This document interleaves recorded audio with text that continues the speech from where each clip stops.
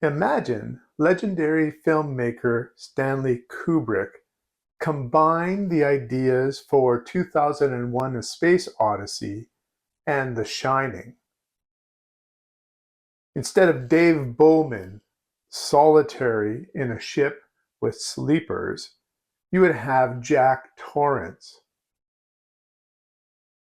The Black Corridor by Michael Moorcock, 1969.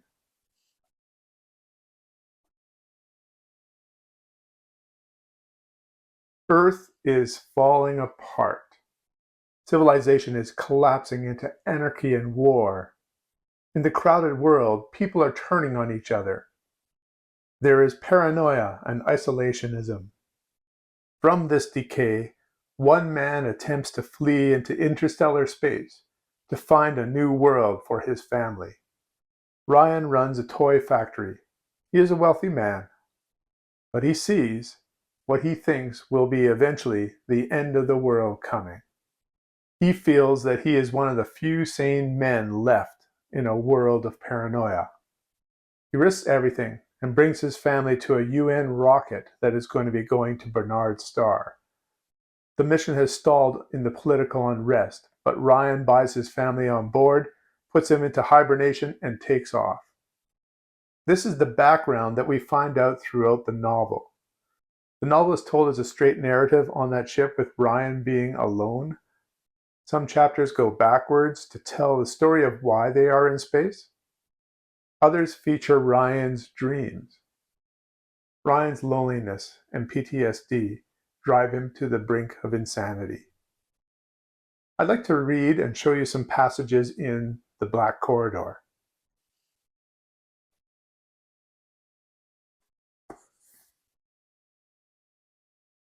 This is from the opening chapter. Space is infinite. It is dark. Space is neutral. Stars occupy minute areas of space.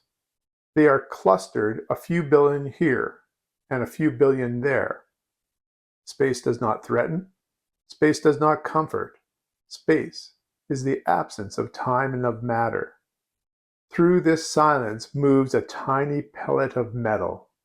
It moves so slowly as to seem not to move at all. It is a lonely little object. In its own terms, it is a long way from its planet of origin. In the solid blackness, it gives off faint light.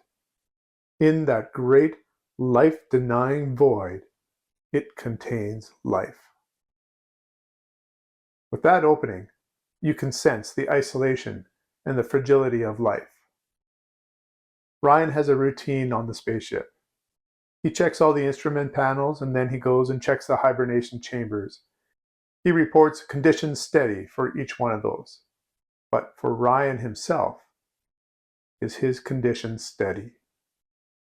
Ryan has conversations with the computer, and these are through printouts. The computer makes recommendations to Ryan. Even the computer begins to realize that Ryan is losing it.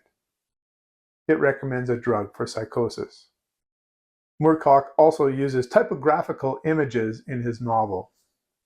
Let me show you an example.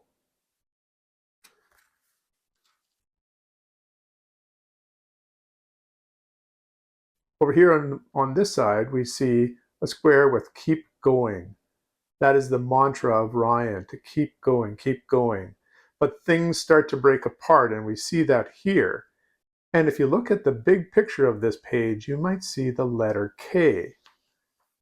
Then the next page, I, L, and L. This typographical imaging lets us in on the decay of Ryan's mind and the danger it presents.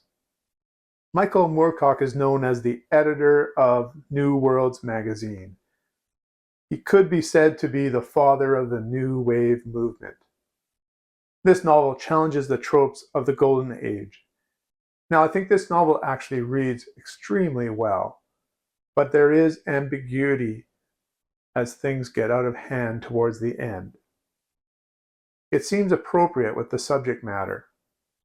It does remind me of another New Wave novel I read, The Falling Astronauts by Barry N. Malzberg. I panned this book. I didn't really enjoy it. But after reading The Black Corridor, I'm starting to wonder if I need to reread this book. My expectation of plot and conclusion colored my rating for that novel. Now, The Black Corridor is not exactly a collaboration, but some of the written parts from the Earth scenes came from Michael Moorcock's wife, Hilary. He used these scenes of a society falling apart and crafted an overall framework of a family fleeing Earth. This novel was gripping, terrifying, and a fast read. Although I would have loved to have some sort of a conclusion to the story, I still love it. I give it 8 out of 10. Have you read The Black Corridor? Can you recommend any other Michael Moorcock science fiction books? What are your thoughts on New Wave science fiction? Start a conversation in the comments below. Until next time, keep reading.